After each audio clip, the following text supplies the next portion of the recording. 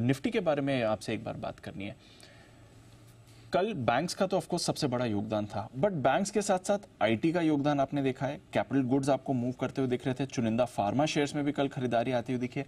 तो ऐसा नहीं है कि सिर्फ बैंक्स का सपोर्ट था, बाकी सेक्टर्स का भी सपोर्ट आते हुए दिख रहा है, जो थोड़ा ये रोटेशन बाजार में दिख रहा है उसके बारे में एक बार जानना चाहूंगा, क्योंकि बैंक्स के साथ साथ अगर आईटी भी मिल जाए तो दोनों पिलर्स आपके स्ट्रांग हो रहे हैं सर। आईटी ने कल सेकंड हाफ में अच्छे संकेत दिए और कल जो लाइफ हाई बनाया दीप, सुबह नो डाउट बैंक निफ्टी की लीडरशिप आई, लेकिन बाद में पीछे से आईटी ने काफी कुछ संभाला। थोड़े थोड़े पीएसयू स्टॉक्स भी फिर से एक्शन में आने लगे। कल कुछ आप देखिए डिफेंस पीएसयू, बीएल, भेल टाइप के शेयर वापस से मजबूत होने लगे। सो आप देखिए इंडेक्स लेवल पर कोई खास समस्या है नहीं, खरीदारी आ रही है आपको, करेक्ट। सो मेरा ये मानना है कि जो हैवीवेट सेक्टर्स हैं, इंडेक्स में हैवीवेट सेक्टर क्या है, 3-4 हैवीवेट सेक्टर। सबसे ज़्यादा बैंक निफ्टी 30-35% का वेटेज है, आईटी, एफएमसीजी, ये 3 सबसे हैवीवेट हैं जो आपको जहाँ नंबर ऑफ स्टॉक्स भी ज़्यादा है और वेटेज भी ज़्यादा है। तो अगर इन 3 में से 2 सेक्टर आपके मजबूत हो जाए, बैंक था, आईटी आज सपोर्ट देने को तैयार है और बैंक कोई खास खराब होगा नहीं, बढ़ेगा तो बढ़ेगा, नहीं तो खराब नहीं होगा, तो आपके लिए इंडेक्स मैनेजमेंट हो जाएगा। तो इंडेक्स को लेकर मुझे कोई खास चिंता है नहीं।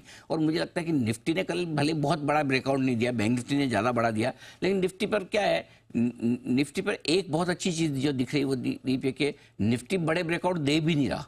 बैंक निफ्टी कंसोलिडेशन होकर बड़े ब्रेकआउट देता है, लेकिन निफ्टी में अगर आप देखेंगे तो निफ्टी की वैसे मतलब मानसिकता आप देखिए, कम से कम 2 हफ्तों से ज्यादा 10 ट्रेडिंग सेशन, 12 ट्रेडिंग सेशन तक निफ्टी है ना 100 पॉइंट की रेंज में बंद होता है।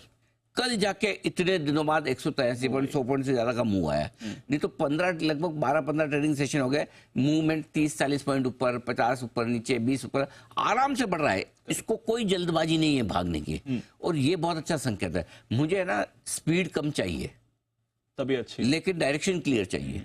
सो डायरेक्शन क्लियर है ऊपर की तरफ, स्पीड धीमी है।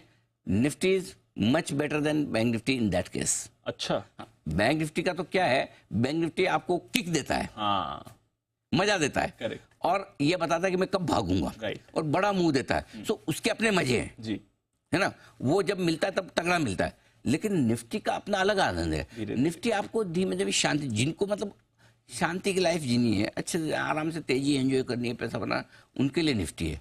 और जिनको लाइफ में फन चाहिए, किक चाहिए, क्या चाहिए, वो क्या बोलते हैं, जिंग चाहिए, जिंग बैंक निफ्टी देता है। हाँ, पैसा दोनों में बनता है, लेकिन बैंक निफ्टी क्या है, वो जिंग देता है। आपको बैंक निफ्टी में टाइमिंग ज्यादा इंपॉर्टेंट है, निफ्टी में टाइम देना ज्यादा इंपॉर्टेंट है। निफ्टी खरीद के टाइम दीजिए, बैंक निफ्टी टाइमिंग कीजिए।